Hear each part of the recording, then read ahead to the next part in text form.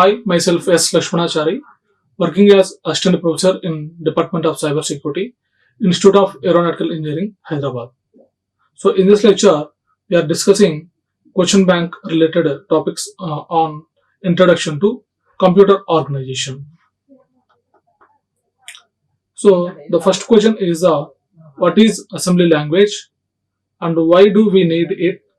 What is the function of assembler and what is an address symbol table? Describe in brief. So, what is an assembly language? So, assembly language is a low-level language that allows user to write a program using alphanumeric mnemonic codes. So, it is mainly dependent on the architecture of the system. So, mainly the programming languages are mainly classified into two types. One is high level language,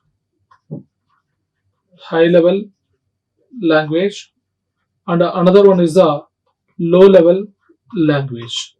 So this assembly language is under the category of low level. So the low level language again, it has two languages. One is the assembly language,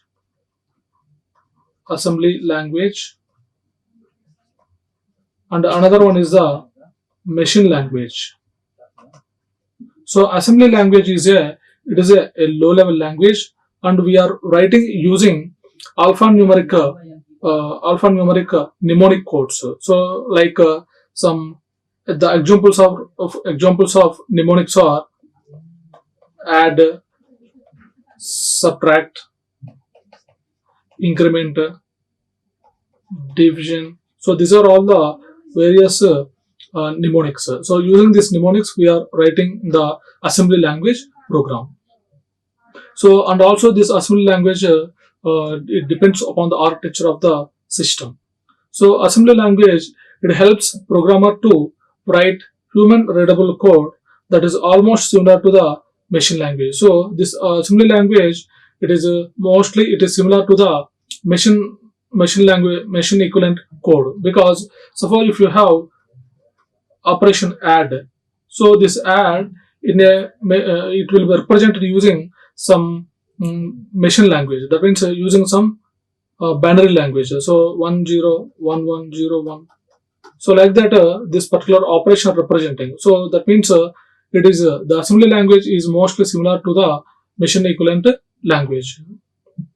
So assembly language is used primarily for direct hardware manipulation, access to the specialized processor instructions, or address critical performance issues. So mainly this assembly language we are using for the hardware manipulation, for hardware related we are using.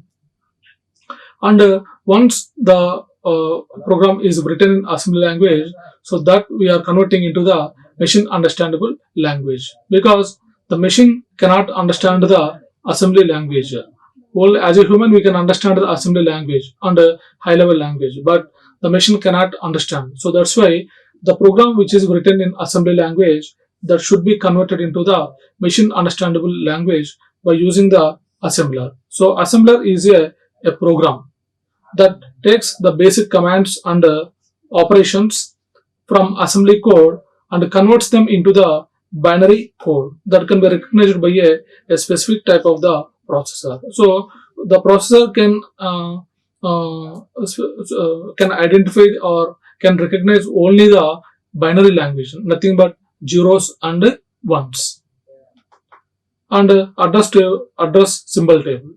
So address symbol table, which contains the information to locate and relocate symbol definitions and references. The assembler, so this address symbol table, it will be generated or created by the assembler, and it makes an entry in the symbol table for each symbol that is defined or referenced in the input file, and it is needed during linking. And the second one is what is addressing mode? List and explain various addressing modes of a computer with examples. So addressing mode. So the definition of the addressing mode is it refers to the way in which the operand of an instruction is specified. So basically, any instruction, it has two fields. The first field is a opcode, and the second one is a operand. So opcode means it is a operation to be performed, and operand is the data on which we are performing this operation. So that is nothing but operand.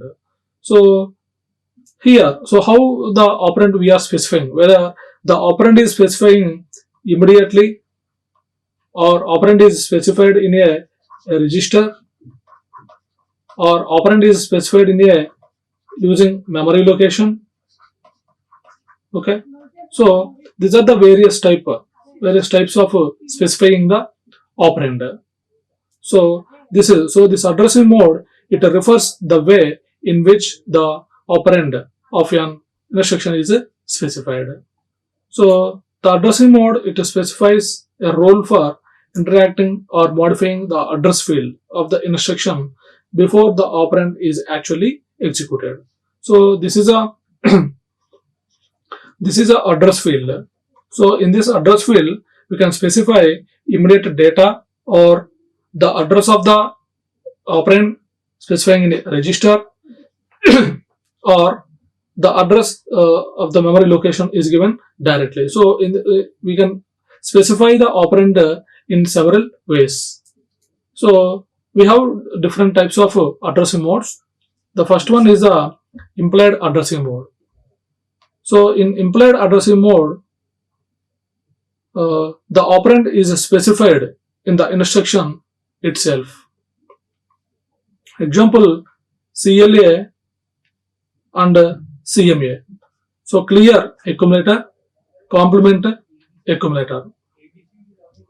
So that means in immediate implied addressing mode, the operand is specified as part of the instruction, because clear accumulator, that means it is clearing the contents of the accumulator, and that accumulator is specified as part of the instruction. So that's why it is called implied addressing mode.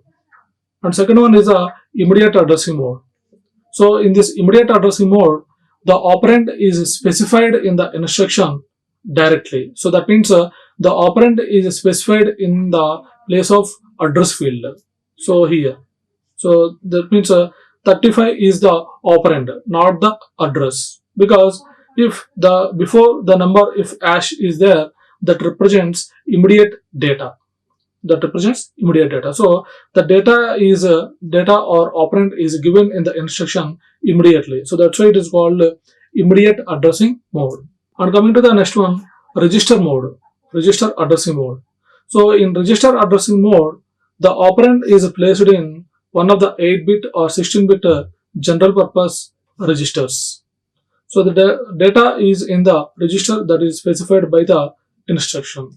So example is the move AX, CX. So the CX register which contains the operand.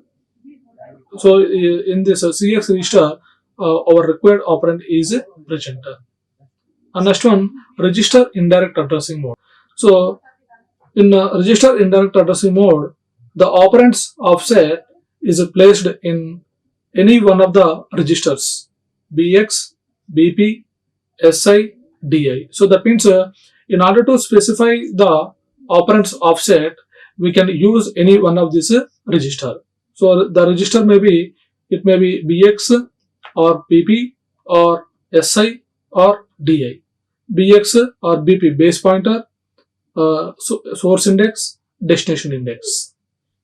So the effective address of the data is in base register or index register that is specified by the instruction. So example is the move AX, BX enclosed within square brackets. So that means so the BX, let us assume BX is equal to 3000. So now this is not the operand. So this is a memory location that contains the address of the operand. So that means here we have a memory. Okay, so it will go to the 3000 location, 3000. So in that we have some 3450. So it will go to the 3550. So in that we have some data. So 38 is the operand. So that operand is available in address 3450. So that address is given indirect way. So that's why it is called register indirect addressing mode. Next one, auto increment mode. So the example of the auto increment mode is the add R1 comma R2 plus. So in this auto increment mode, effective address of the operand is the contents of the register specified in the instruction. After accessing the operand, the contents of the register is incremented to its next consecutive memory location. So let us assume R2 is equal to 100. R2 is equal to 100. So it will go to the 100th location. Okay. So we have a memory. So the address is 100. 100 is 101, 102, 103, 104. So these are the memory locations. So the R2 content is 100. So it will go to the 100th memory location.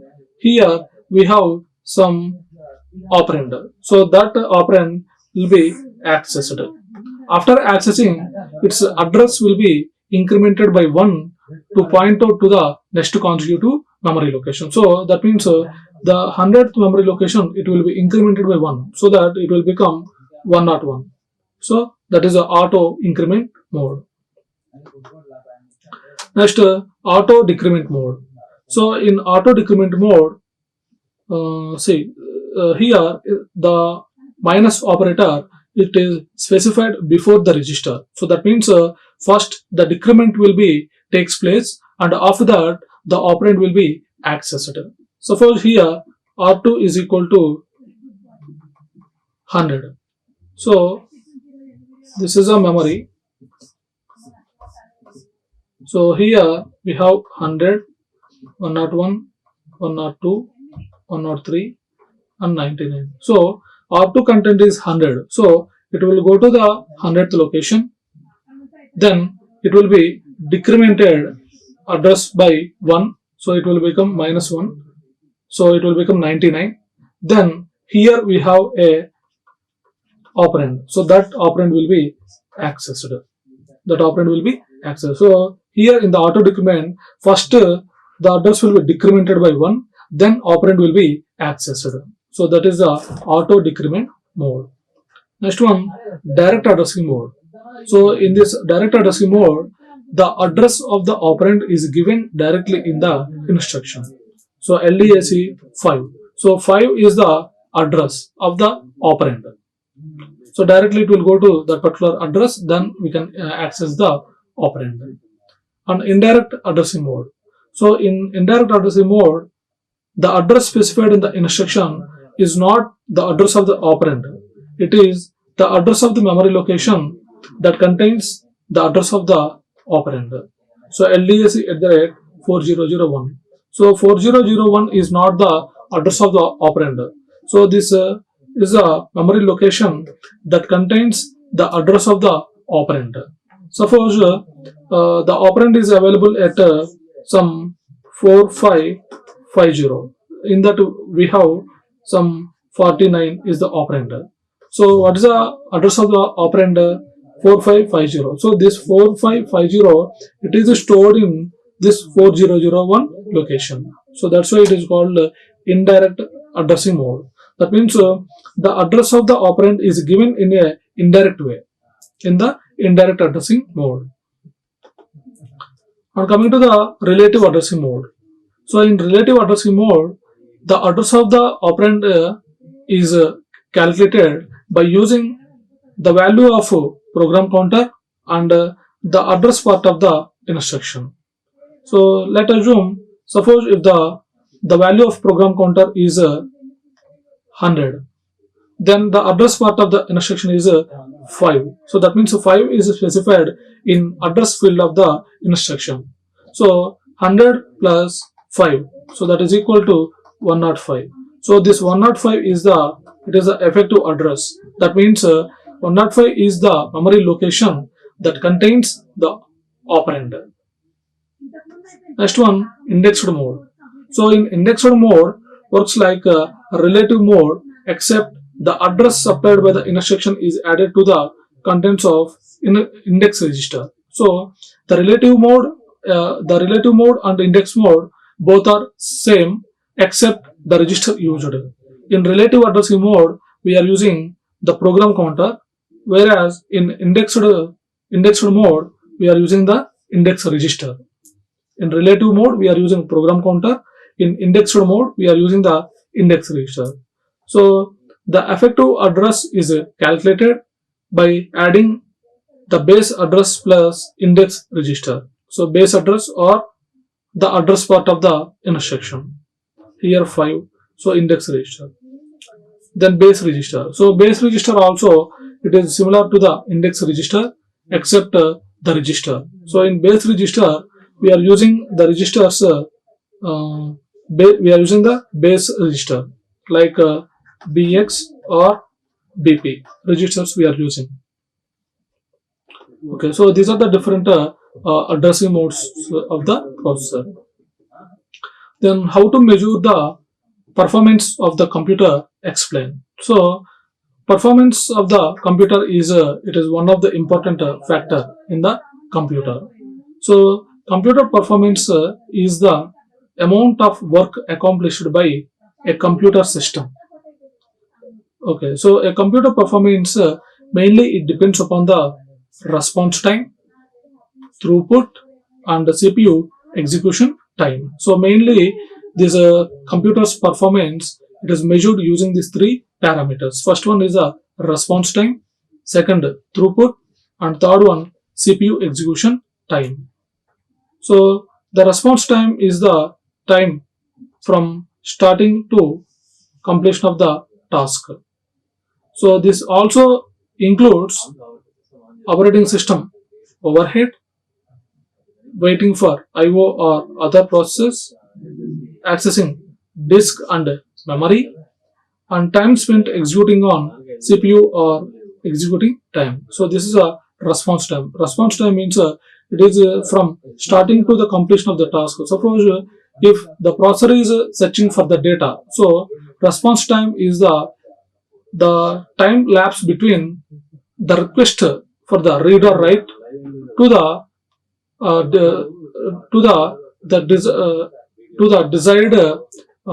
desired data found. So the between the time period is called response time. And next one is the throughput. So throughput is the total amount of work done in a given time. So that is called throughput. Suppose if you have a POS machine, so point of sale machine. So using point of sale machine, we are doing number of transactions for a debit card or credit card. So that means suppose if the number of transactions done per a minute, that is called the throughput of the POS machine. Okay, that means it is measured on the total amount of work done in a given time. Next, CPU execution time. So the CPU execution time is the total time a CPU spends computing on given task. It also excludes time for IO or running other programs. So the performance is it is inversely proportional to the execution time. So as on the execution time is increases, then the performance will be decreases, and vice versa. And explain the computer levels of programming languages in detail. So traditionally the computer programming languages are mainly classified into these types, high level languages and the low level languages. So the high level languages are that includes Java, C++, C, Python. So these are all the examples of the high level languages. So high level languages are nothing but writing a program using some English language. So that is a high level language, and these high level languages are very easy to write and easy to read and write. On the other hand, low level languages. So low level languages are, they have low level of abstraction, and these low level languages are classified into two types. One is assembly language and another one is a machine language. So assembly language is writing a program using some alphanumeric mnemonic codes, that is called the assembly language. So assembly language is writing a program in assembly language. It is a time consuming process because one should familiar with the instructions of the processor so that the programmer can write a program. Otherwise it takes difficult to write the program using the assembly language. So it becomes difficult if by not knowing the instructions of a particular processor. And coming to the machine language, so machine language is nothing but it is a binary language, so nothing but zeros and ones. So this machine language, it can be understood by the only processor. So processor only it can understand. As a human, we cannot understand the machine language. And demonstrate the architecture of a basic computer and explain what the input and output operations in this architecture. So demonstrate the architecture of a basic computer and explain what the input output operations in this architecture. So computer is an electronic device that can be programmed to accept the data and process it and generate the results, and generated results are given to the user.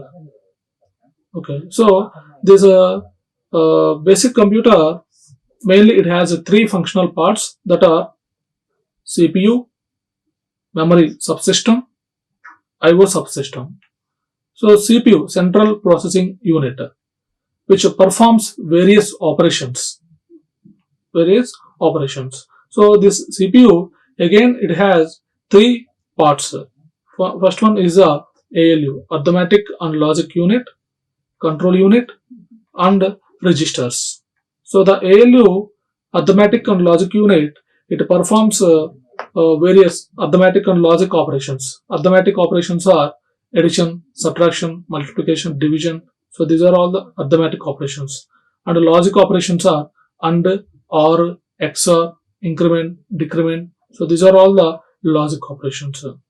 And control unit. So control unit, it is responsible for to generate a sequence of micro operations, and also it is responsible for generating timing and control signals for various modules of the computer. And then registers. So the CPU, it has some internal registers for to store some data, temporary data. So a register is nothing but a group of flip-flops. Register is nothing but a group of flip-flops. So using that we can store some information. Flip-flop is nothing but it is a single bit storage device. So using a single flip-flop we can store either 0 or 1. And memory subsystem. And in a memory subsystem we are storing many programs and the data. IO subsystem. So IO subsystem, it provides a facility to interact with the outside world, because the computer, it cannot take the input itself. So it should accept the input from the some external input devices, and after accepting it will process that data, then it generates the results, and the generated results will be given to the user. So This IO subsystem, it provides an interface for interacting with the external world. So all these three modules, they are working together as a single unit to deliver the desired output. So this is a basic computer architecture. So mainly we have three parts: central processing unit CPU, memory unit, input or output devices. So these are the three. Already we have seen all about the every block. And demonstrate the basic instruction types in assembly language programming. So instruction is it is a command to the processor to perform a specific task.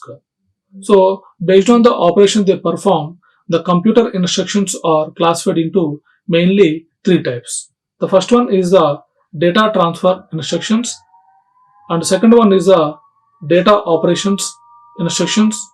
Third one is the program control instructions. So first one is a data transfer instructions.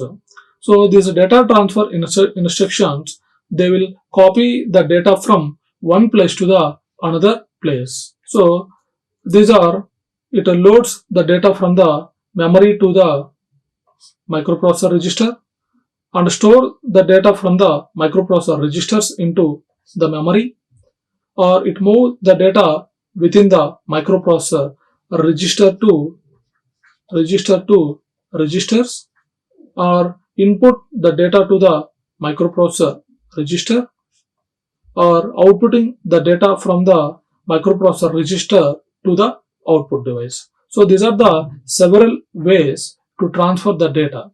Okay, so here the data may be the data, it can be transferred from memory to the microprocessor register. So from the memory to the processor register, or from processor register to the memory, or from input to device to the processor registers, or from processor registers to the output device, or from the register to register to.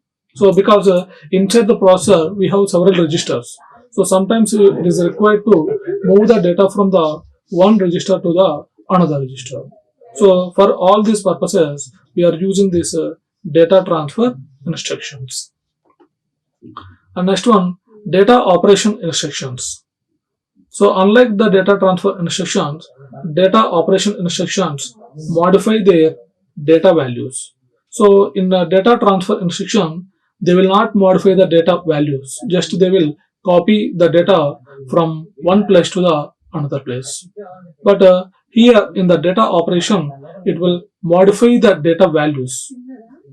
So they are typically perform some operation using one or two data values. So this data, in order to perform the data operations, we require one or two data values. So some operations are performing on single value and some operations are performing on the two data values. So this data operation instructions are mainly classified into three types: arithmetic instructions, logic instructions, and shift instructions. So arithmetic instructions are addition, subtraction, multiplication, division, increment, decrement, and clear. So these are all the various arithmetic operations. And coming to the logic instructions, and, or, XOR, complement. And coming to the shift instructions, again the shift instructions are classified into three types. First one is the logical shift instructions, arithmetic shift instructions, and circular shift instructions. And coming to the third type of the assembly language instructions, that are program control instructions. So these are the machine code that are used by the machine or in assembly language by user to command the processor act accordingly. So these instructions are different types. We have mainly, first one is a compare instruction. So compare R1 comma R2. So that means this instruction will compare the values present in two registers. So we are comparing R1 data with R2. So here, so this comparison instruction, it performs like subtraction. It performs the operation of subtraction, but the result it will not store anywhere. Okay, so just it will compare whether R1 is greater than R2 or R1 is less than R2 or R1 equal to R2. So just it will compare the operands of the two registers. And second one is a unconditional branch instruction. So unconditional, the name is, itself specifies the meaning. Unconditional. So that means without checking any condition, the branching will be takes place. So example, jump L2. So here L2 is it is the name of the address. So whenever this instruction jump is executed, the program control will be transferred to the this address, this L2 address. And third one, conditional branching. So the branching will be takes place upon satisfying some condition. So that is a conditional branch instruction. Example, BE R1 comma R2 L1. So BE below. So if R1 content is below than R2, then the condition is true. If the condition is true, the program control will be transferred to the address L1. That is a conditional branch instruction. Fourth one, subroutines. So subroutines or instructions are call and return. So call is used to call the subroutine and return is used to return back from the subroutine to the main program. And classify the different types of interrupts in a microprocessor system. So interrupt is it is a something which breaks the routine. So that means it is just like a disturbance to the processor. So in the normal execution of the program, there are three types of interrupts that can be cause a break. So mainly we have three types of interrupts. So first one is external interrupts. External interrupts. So this external interrupts we can also call hardware interrupts because these interrupts are generated by using some hardware devices. Okay, so these types of interrupts generally come from external input or output devices. So these hardware interrupts are generated by some input or output devices which are connected externally to the processor. They are generally independent and oblivious of any programming that is currently running on the processor. And second one is a internal processor.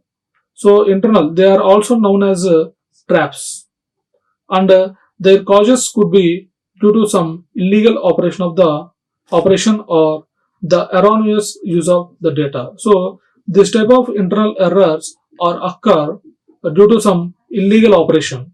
Illegal operation means divide any number with 0. So it is an illegal operation. So that's why this type of interrupts will be generated. Instead of being triggered by an external event, they are usually triggered by due to any exception that has been caused by the program itself. Some of the causes of these types of interrupts can be due to attempting a division by 0 or an invalid opcode. And the third type of interrupts are software interrupts. So these type of interrupts are generated by execution of some instruction. So by executing some instruction, it will generate an interrupter which will causes a break to the processor. So they can be used by programmer to cause interrupts if need be. The primary purpose of such interrupts is to switch from user mode to the supervisor mode. So these are the various types of the interrupts. Okay, so in this lecture we have discussed about the question bank of the first module, Introduction to the Computer Organization. Thank you. Like, share and subscribe. Hit the bell icon for more updates.